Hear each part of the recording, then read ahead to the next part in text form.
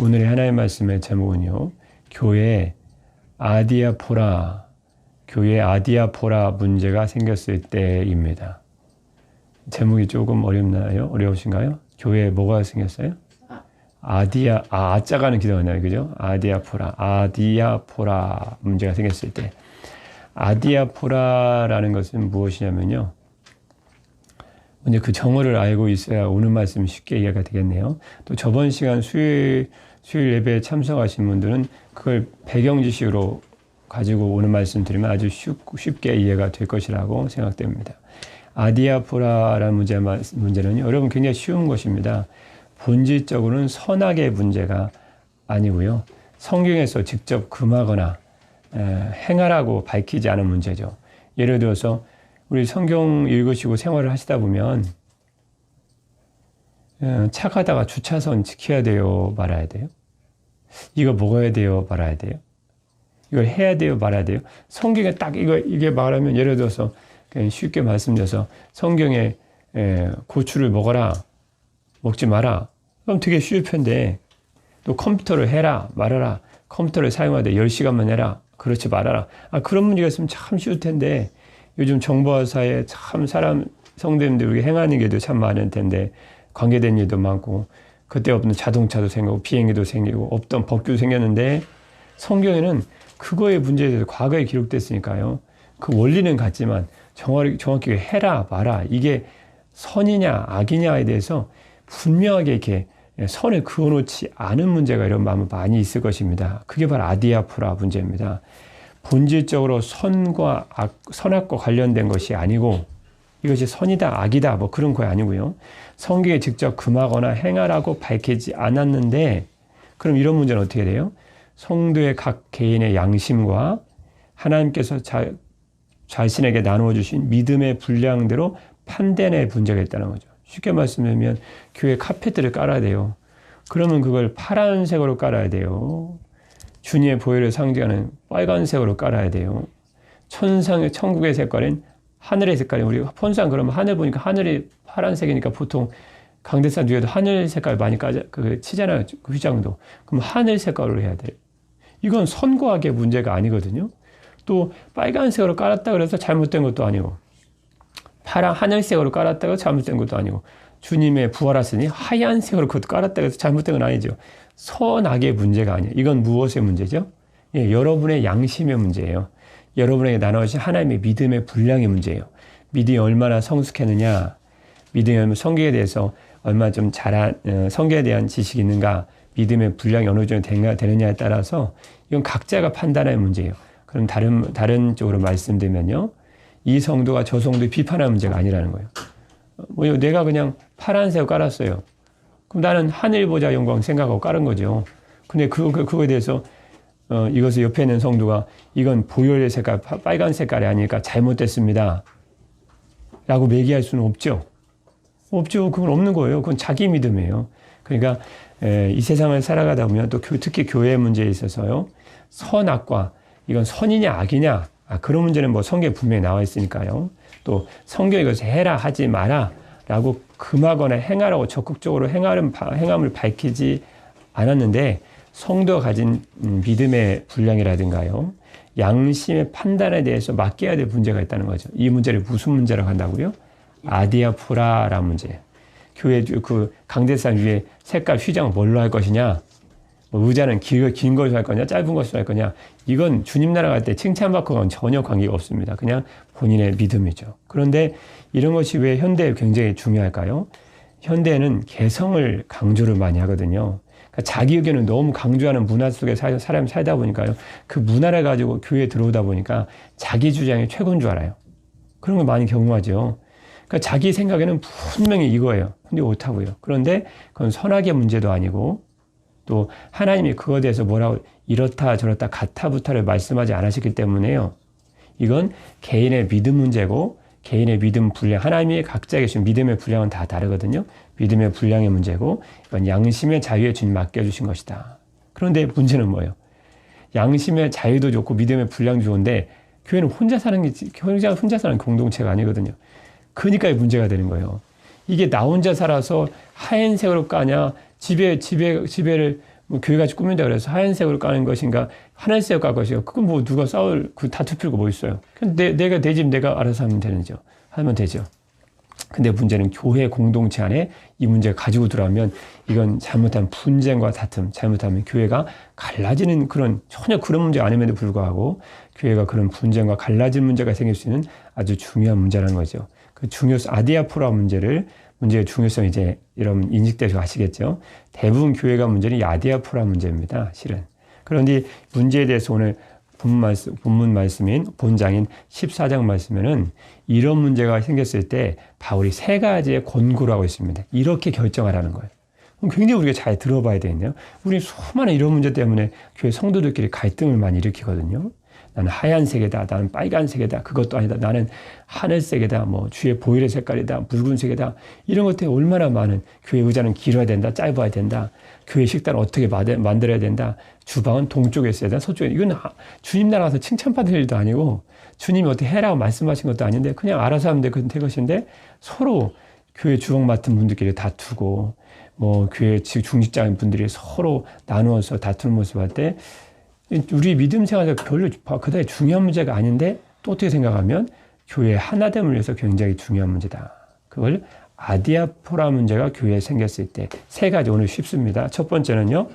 먼저 14장 1절 말씀의 시작입니다. 믿음이 연약한 자를 너희가 받되 그의 의견을 비판하지 말라.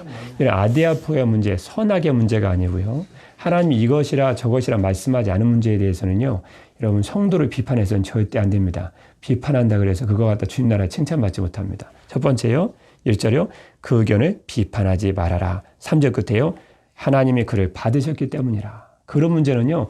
이 성도도 주님 받으셨고 저 성도도 주님 받으신 것이지 이가 믿음이 없어서 이 음식을 먹지 않는다 그래서 주님이 그를 밀어내고 받지 않는 게 아니에요. 그러니까 그 문제 가지고 여러분 비판하지 말라고 먼저 사도 바울은 얘기합니다. 그럼 이제 결정을 내려야 되겠네요. 비판할 문제가 아니면요. 주님이 그를 3절 끝에요. 그를 받아주셨으면요. 그 문제에 대해서는 본질적으로는 주님과 관계에서 문제 있는 건 아니네요. 그럼 주님이 그를 받지 않으셨을 거 아니에요. 이제는 비판을 멈추고요. 이제는 그 문제를 어떻게 결정해야 될지 지혜로운 아디아프라 문제가 생겼을 때요. 아디아프라 문제에 대해서 바울이 그 문제가 생기면 교회에서 이렇게 결정하라는 3가지 지혜로운 방법을 딱 제시합니다. 그 잣대만 딱 하면요. 문제는 다 해결됩니다. 첫 번째는요. 6절 말씀이죠. 6절입니다. 시작입니다. 나를 중히 여기는 자도 주를 위하여 중히 여기고 먹는 자도 주를 위하여 먹으니 이는 하나님께 감사하며 먹지 않은 자도 주를 위하여 먹지 아니하며 하나님께 감사하느니라. 아멘. 짧은 6절의 한 절 속에요. 주를 위하여라는 말씀이 몇 번 나올까요? 3번이나 나옵니다. 첫 번째요. 주를 위하여. 중간에요. 주를 위하여. 6절 끝에요. 주를 위하여. 그러니까 이런 선악의 문제가 아니고요. 행하라 하지 말라는 주의 직접적인 말씀이 없는 문제는요. 첫 번째 결정하는 방법이 있습니다. 지혜로운 결정 방법. 나를 위하지 않고 주를 위해서 결정해라. 실은 여기 이것만 1번만 잘 해도요. 대부분의 문제는 아마 60%, 70%는 해결될 것 같아요. 실은 성도님들이 결정하고 사람들이 결정할 때요. 아디아프라 문제가 생겼을 때 결정한 방법 보면요. 겉으로는 주를 위하는 것처럼 해요. 왜요? 교회에서 체면 있잖아요. 그 설득력 있어야 되니까요. 그래야 자기 의견이 막 우세가 돼가지고 상대방을 눌러가지고 자기 의견대로 될 거 아니에요. 대부분을 보면요. 주를 위해 하는 게 아니고 자기의 유익을 위해서 하는 거예요. 내 이익이 되니까 겉으로는 주님이란 말씀을 포장하지만 결국은 자기를 위해서 한다는 거죠. 이런 문제를 잘 한번 생각해 보십시오. 그런 문제가 의외로 많습니다. 좀 죄송합니다. 그런 말 써서 자기 편에 우세해야 되니까 그냥 우기고 드는 거죠. 그 어떤 결정을 내리고 그냥 자기가 이겨야 되니까 그래야 교회에서 발언권이 세지니까 그냥 자기의 유익을 위해서 주님 교회에서 분쟁을 일으키는 경우가 있어요. 그럼 첫 번째요. 이런 아디아포라 문제가 발생하면요. 누구를 위해서 하시라고요? 예, 주를 위해서 하는지 철저히 자기가 점검해야 돼요. 잘못하면 자기도 속아요. 잘 보면요. 나를 위해서 그렇게 하는 경우가 참 많이 있거든요. 나의 유익을 굳지 말고 주님의 유익, 성도의 유익, 그들의 이익을 위해서, 주님의 이익을 위해서 결정하면요. 되게 제 생각에는요. 정확하다고 볼 수 없겠는데요. 한 60%, 70%는 다 그냥 갈려질 것 같아요. 그렇죠? 솔직히요. 이게 문제가 이렇게 해결이 될 것 같아요. 해결. 3개 딱. 두 번째는 그래도 해결이 안 되면요. 두 번째는요. 사랑으로 행하라. 그 말이 나옵니다. 사랑으로 행하라. 두 번째 아디아포라 문제가 교회에 생겼을 때는요. 두 번째 주를 위해 사는 분명히 주를 위해 사는 거예요. 나는. 그러면 이제 두 번째로 넘어가셔야 됩니다. 어디 있을까? 15절입니다. 15절 시작입니다. 만일 음식으로 말미암아 내 형제와 근심하게 되면 이는 내가 사랑으로 행하지 아니함이라. 그리스도께서 대신하여 죽으신 형제를 내 음식으로 망하게 하지 말라. 아멘. 왜 자꾸 음식 얘기가 1절부터 계속 나오냐면요. 고린도 교회에서 아디아포라 문제, 선과 악은 아니고 행하지 말라는 말씀 아닌데요. 가장 큰 문제가 아디아포라 문제 중에 가장 큰 문제가 되었던 것이 음식 문제였습니다. 시장에서 내다 파는 대부분의 고기는 우상에게 먼저 재물을 가지고 상인들이 팔았거든요. 그건 주님 것이 어차피 음식은 주님이 만드셨기 때문에 선하기 때문에 믿는 자를 갖다 먹어도 상관없어요. 제사 음식 우리 뭐 우상 아무것도 아니잖아. 갖다 먹어도 됩니다.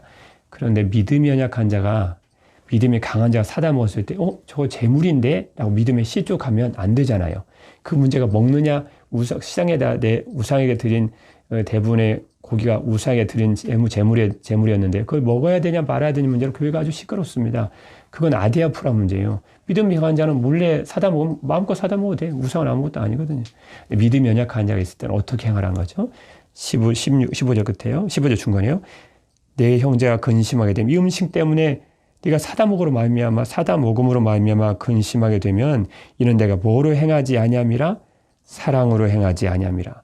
네 믿음은 되지만 그것이 주님 앞에 그것이 옳고 그르고 그게 문제가 아니고 그건 너희 안에 하나님이 주신 믿음의 분량대로 판단하는 것이기 때문에 그건 관계가 없지만 만약 믿음이 연약한 현자 그걸 보고 근심하게 된다면 우상의 재물인데? 라고 생각한다면 네가 형제를 사랑하지 않는 마음으로 행한 거기 때문에 그건 옳지 않다는 거예요. 그래서 15절 끝에요. 그리스도께서 대신하여 죽은 형제를 내 음식으로 망하게 하지 말라. 그래서요. 교회에 아디아포라 문제가 생겼을 때요. 첫 번째는 주를 위해 하고요. 두 번째는요. 뭐로 행해야 될까요? 사랑으로 행해야 돼요. 여러분 사랑으로 행해야 된다 반대말이 뭔지 아시죠? 시기와 질투심으로 그 문제를 결정하지 말라는 거예요. 우리가 대부분 교회에서 꼭 정확하다라는 말씀 드리기는 뭐하지만요. 제가 볼 때는 많은 경우에 있어서는요. 자기가 자기 목소리 되는 건 시기 질투가 상당히 많이 작용합니다. 그렇게 결정내면 내가 마음이 안 편한 거예요. 내가 시기하고 질투된 마음이 내 마음이 있거든요. 그러니까 그게 싫은 거예요. 그냥.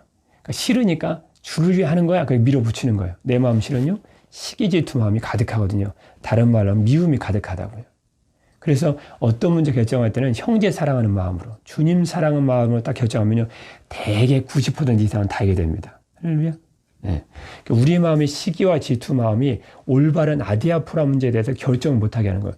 하얀 색깔과 파란 색깔이 뭐가 중요해요? 근데 내 마음이 시기 질투 마음으로 저 사람이 내 의견대로 하면 내 마음이 영 안 편한 거예요. 그러니까 내 마음 시기 질투 마음인데 난 저 사람이 싫은데 저 사람이 파란색으로 까자는 거예요. 그럼 파란색 깔아도 싫은 자기도 상관없거든요. 자기가 파란색 까고 주님 무슨 상관이에요? 그렇지만 주님께 주님께 관계없잖아. 그렇지만 저 사람이 믿고 싫으니까 그 사람 내가 평소에 시기 질투 마음 때문에 저 사람 싫거든요. 그러니까 저 사람이 파란색 깔자니까 무조건 나는 빨간색 깔아야 돼요. 그런 거에 의외로 많다는 걸 알고 계시죠?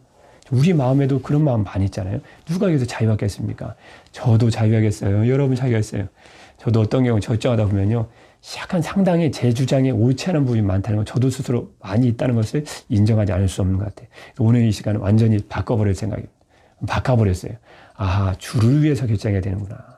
내 이익과 다른 것이 아니고 형제의 이익과 주님의 이익을 위해서 결정하게 되고요.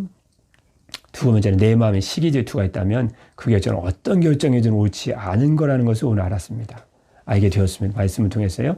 이제 형제 사랑하는 마음으로 주님 사랑하는 마음으로 여러분의 의견이 옳다고 혹 생각되시더라도요.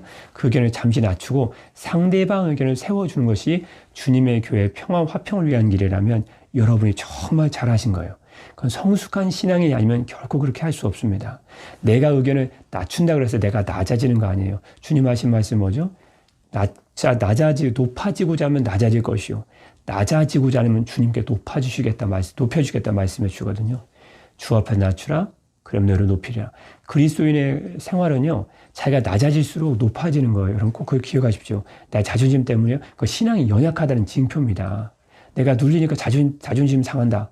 내가 저 사람 믿다. 그건요, 내가 연단을 덜 받아서 그래요. 그리스도 안에서는 자기가 낮아져 이기는 거예요. 내가 양보해 이기는 거예요. 형제의 화목을 위하고 형제를 위하고 주를 위할 때 여러분은 승리하는 신앙 될 줄 믿습니다. 그 누가 책임지시죠? 그 모습을 보고 있던 주님께서 잘 보셨다가 그 사람을 들어 사용하시는 거예요. 왜요? 그릇이 되니까. 그릇이 되니까 사용하시는 거예요. 그래서 오늘 하나님의 나라는 어떤 나라라고 말씀해 주셨죠? 17절 말씀에요. 하나님의 나라는 먹는 것과 마시는 것이 아니요 오직 성령 안에 있는 의와 평강과 희락이라. 여러분 잘 보십시오. 교회 생활 여러분들 많이 해보셨잖아요. 해보셨죠? 거기서 누가 양보하던가요? 초신자가 양보하던가요? 아니면 신앙생활 정말 믿음 좋다는 사람이 양보하던가요? 그렇죠. 믿음 좋은 사람이 양보하는 거예요. 초신자는 절대 양보 못합니다. 그래서 의와 평강과 희락, 의와 평강의 희락은요, 의와 평화와 기쁨이거든요. 하나님의 나라는 그런 것에 있는 것이거든요. 그래서 여러분이 어떤 의견을 냈을 때 그 내가 의견을 받아들여졌는가가 그게 중요한 게 아니고요. 내가 어떤 생각을 하고 어떤 말을 했을 때 그 말을 통해서 의견을 통해서 분쟁이 있는 곳에 평화가 슬픔이 이제 기쁨이 찾아오면 여러분 그래서 여러분을 통해 하나님의 나라가 그곳에 임하는 것입니다. 그럼 여러분 진짜 크리스천 멋진 그리스도인이라고 성경은 말씀해 주시고 있는 것이지요. 하나님의 나라의 의와 평강과 희락입니다. 내가 어떤 냈을 때 평화가 있는 곳에 자꾸 분쟁이 찾아오고 기뻐하던 사람이 갑자기 얼굴이 찡그러지고 있다면 내가 지금 뭔가 옳지 않다는 거예요. 뭐가 옳지 않죠? 그렇죠. 내가 형제 사랑하는 마음으로 내가 어떤 의견을 내거나 어떤 것을 행하고 있지 않다는 것입니다. 그럼 정말 수준 높은 그리스도인이 되고 싶으십니까? 그러면 여러분이 어떤 의견을 냈을 때 그걸 내려놓을 수도 있어야 돼요. 왜요? 하나님의 나라는 의와 평화와 기쁨에 있기 때문에.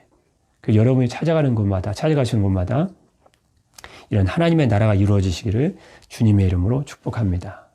자, 마지막 세 번째입니다. 아디아포라 문제가 이제 그래도 해결이 안 됐어요. 그러면 여기까지 해결될 텐데요. 그럼 한 가지를 더 고려해 보시면 됩니다. 로마서 15장 2절 말씀입니다. 로마서 15장 2절 시작입니다. 우리 각 사람이 이웃을 기쁘게 하되 선을 이루고 덕을 세우도록 할지니라. 3절은 제가 읽어드리겠습니다. 그리스도께서도 원래 3절 앞에는요. 까르라는 헬라 본문에 보면요. 까르라는 왜냐하면 영어의 because란 말이 있거든요. 왜 우리는 각 사람이 이웃을 기쁘게 하고 선을 이루고 덕을 다른 사람을 자꾸 세워주는 신앙을 자꾸 다른 사람의 신앙을 세워주는 삶을 살아야 되는가? 3절이요. 왜냐하면 그리스도께서 그렇게 사셨기 때문에 그렇다는 거예요. 그리스도가 어떻게 사셨는데요? 3절이요. 자기를 기쁘게 하지 아니하셨나니 기록된 바 주를 비방하는 자들의 비방이 내게 미쳤나이다 함과 같으니라. 원래 이 말씀은 시편 69편 9절 말씀 인용한 말씀인데요. 주님 그리스도께서 하나님 아버지를 사니까 그리스도는 평화가 찾아왔나요? 아니요. 사람의 비방과 사람의 모욕이 찾아왔어요. 그리스도는 자신의 안위와 자신의 안전에 관심이 없었어요. 오직 하나님을 위해서, 오직 하나님의 영광을 위해서, 오직 성도된 우리를 위해 사셨거든요. 그 모습을 너희도 본받으라는 거예요. 그래서 2절 말씀처럼 우리 각 사람이 왜 이웃을 기쁘게 해야 되는가? 3절 그리스도께서 자기를 기쁘게 아니하시고 그렇게 사셨다는 거예요. 예수 그리스도는요. 자기의 기쁨과는 전혀 관계없이 사셨어요. 그곳에 의와 평화와 화평과 기쁨만 온다면 주님은 예수 그리스도께서는 자기의 모습을 과감하게 양보하셨어요. 그게 참 그리스도인입니다. 예수님을 닮는다는 것은 무엇이냐면요. 그리스도를 닮는 것인데요. 그리스도는 자기의 기쁨 위해 사시지 않으셨어요. 그럼 누구의 기쁨 위해 사셨어요? 하나님 아버지의 기쁨을 위해서. 하나님 아버지의 영광을 위해서. 요한복음 8장 29절 말씀에 보면요. 우리가 닮아야 될 그리스도 예수님의 삶에 대해서 이렇게 말씀해 주시고 있죠. 요한복음 8장 29절 말씀입니다. 나를 보내시니가 하나님 아버지시죠. 나와 함께 하시도다. 나는 항상 그가 기뻐하시는 일을 행함으로 나를 혼자 두지 아니하셨느니라. 이런 성도님 중에 혹시 외로우신 분이 계시는지요? 그러면요. 하나님 아버지가 무엇을 기뻐하시는지 하나님 아버지를 기쁘게 해드리는 일만 찾아서 해보십시오. 하나님이 아마 여러분을 홀로 두지 않으실 것입니다. 예수님은 하나님 아버지를 기쁘게 해드리는 삶을 사셨기 때문에 지금도 수많은 사람들이 존경과 찬미를 받으시는 줄 믿습니다. 이야기 드리고 마치겠는데요. 한스 프림이라는 사람이 있었습니다. 한스 프림. 이름은 또 여기는 외우고 싶더라고요. 한스 프림이라는 사람은요, 남을 비판하기를 너무 좋아하는 사람이었어요. 그냥 쉼이 없이 남을 비판하는 거예요. 뭐 이래야 저래 이랬다 저랬다 막 그런 거예요. 근데 한스 프림이라는 사람이 어느 날 남을 비판하기 좋아하는 사람이 어느 날 잠을 들 꿈을 꿨어요. 꿈에서 하나님 나라에 간 거예요. 천국 앞에 천상에. 근데 딱 갔는데 천사가 딱 천국문을 지키고 있잖아요. 천사가 한스 프림 딱 들어가니까 한스 프림 얘기하는 거예요. 나 지상에서 올라왔는데요. 꿈이니까 자기는 모르잖아요. 그러니까 나 천국 들어가고 싶은데 이거 어떻게 들어가냐고 천사가 딱 가로막더니, 그러면 네가 한 가지만 잘하면, 한 가지만 안 하면 이 천국의 천상에 들여보내고 줄 것이다 얘기하는 거예요. 들어가야 되잖아요. 그게 뭔데요? 예, 한 가지만 안 하면. 뭔데요? 들어가야 되니까. 당신은 여기에서 천국에서는 절대로 남을 비판하지 말아야 합니다. 만약 한 번이라도 남을 비판한다면 천상에서 바로 내쫓길 것입니다. 뭐 손해볼 일 없잖아요. 그러니까 알겠다. 뭐 비판 안 하면 되죠. 딱 천국에 이제 천국문을 통해서 천사를 통해 딱 들어간 거예요. 이제 무엇을 보든지 못 본 채 하지. 그러면 이제 딱 다니고 다니는데 오늘 하루는 한 번은 천사가 긴 나무 판자를 가지고 복도에서 막 끌고 가는 거야. 근데 반대편에 또 다른 천사가 또 긴 나무 판자를 가지고 또 끌고 오는 거예요. 가면 부딪히잖아요. 한 복도니까. 뭐라고 막 하고 싶은데 하면 쫓겨나잖아요. 그러니까 천사들이 이렇게 서로 마주쳐가지고 서로 못 가고 있는 거예요. 아이고, 천사들이 서로 양보도 하지 못하고 있구만. 아이고, 속으로 말하고 싶은데, 비판하고 싶은데, 판단하고 싶은데 말을 못하는 거예요. 왜요? 한 번이라도 비판하면 천국에서 쫓겨난다 그랬거든요, 천사가. 그러니까 잘 참았어요. 아유, 참 대단하다. 아유, 참았어요. 입 밖으로 나가고 싶은데 참았어요. 그 다음날에 딱 되었어요. 그 다음날 딱 되고 보니까 또 한 천사들이 물을 갖다가 우물가에서 물을 막 퍼가지고 낑낑대고 가더니 독에다가 붓는데 독 밑에 보니까 독이 구멍이 난 독, 밑 빠진 독이에요. 천사들이 다 우물에다 갖다가 밑 빠진 게 붓는 거야. 막 비판을 딱 하고 싶은데 쫓겨날까봐 입에 끝까지 그 비판이 딱 나오다가 참았어요. 살았다. 참았어요. 참지 뭐. 못 본 채 해야지. 또 그 다음날 딱 됐는데 셋째 날이 딱 됐어요. 셋째 날까지 무사히 넘어간 거예요. 뭐 하면 쫓겨나요? 비판하면. 그래서 이제 첫째 날 보니까 천사가 짐을 가득 싣은 달구지 뭔지 아시죠? 소나 말이 끄는 짐수레잖아요. 말이 끄는 짐수레, 달구지에다 짐을 잔뜩 싣고 천사가 막 낑낑대면서 그걸 끌고 가는 거예요. 달구지를. 말이 끌고 간 달구지를. 그러다가 어때 천사가 삐걱했는지 달구지가 수렁창에 그냥 탁 빠져버린 거예요. 근데 한쪽 전사는 또 그거 꺼낸다고 이쪽에서 당기고, 저쪽 전사는 또 저쪽에 당기고, 서로 다 당기니까 뭐 나올 수가 있는데 한 천사만 당겨 나올 텐데 도저히 못 참는 거예요. 한스 프림이 이렇게 갖고 얘기하는 거예요. 이 어리석은 천사들아, 한 달구지를 한쪽에서만 끌어당겨 나오지 두 쪽에서 끌어당기면 어떻게 나오냐고. 참다 못하고 또 비판의 말이 나온 거예요. 그때 천사들이 우르르 몰려갑니다. 한스 프림에게 딱 나오더니 당신은 약속 오겠습니다. 한 번이라도 비판하면 이것을 쫓겨낸다 그러는데 당장 나가십시오. 천국에서 딱 쫓아내는 거예요. 그럼 얘기하는 거예요. 천국에서 쫓겨나거든 천국문 밖에서 한번 이곳을 보십시오. 그렇게 얘기하는 거예요. 쫓겨났으니까 어떻게 해요? 아이고, 이거 비판하지 말아야 되는데 이거 천국에서 못 가더라고. 어떻게 이 어리석은 한스 프림 아무리 자책해도 어떻게 해요? 문은 꽉 닫혔는데 문에서 보라니까 이제 천국문 밖에 나는 들여다보니까 웬걸요? 천사가 2명인 줄 알았더니 1명이었던 거예요. 자기가 비판하고 싶은 마음이 가득하니까 천사가 1명이 아니고 2명이 보였던 거예요. 여러분, 그걸 비유적으로 잘 설명해 드리기 위해서 제가 하는 예를 한번 드려보겠습니다. 여러분, 물컵에다가 물을 딱 3분의 1 담으시고요. 또 반듯한 빨대를 가져가 거기다 딱 집어넣으십시오. 그럼 물 속에 들어가는 빨대가 곱게 보이나요? 아니요, 굴절돼 보여요. 그걸 굴절이라고 그래요. 빨대는 고든데 물 속에 드니까 밖에서 들어간 빨대는 반듯한데 물에 들어갈 때만 딱 삐져 보여요. 그 굴절, 여러분 과학시에 많이 들으셨죠? 실은 우리가 비판하는 사람이 잘못이 아니고 내 마음에 비판하고 싶은 내 마음에 지금 굴절되어 있는 거예요, 그걸. 그러니까 천사는 1명이라서 하는데 열심히 달구지 끌어내고 혼자 그 긴 판자를 끌고 갔던 건데 내가 비판하는 마음을 딱 했으니까 그 모습이 물속에 들어간 반듯한 빨대처럼 딱 굳혀대갖고 두 명의 천사를 보였던 거죠. 그걸 하나님은 보여주신 것입니다.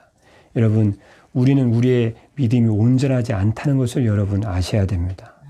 우리의 믿음이 상대방이 옳지 않은 것이 아니고 내가 옳지 않은 믿음으로 바라보니까 상대방이 옳지 않게 보이는 거죠. 그래서 오늘 본문 말씀은 14절 22절 말씀 잠깐 보실래요? 네, 거의 끝났으니까요. 14절 22절 말씀이요. 시작입니다.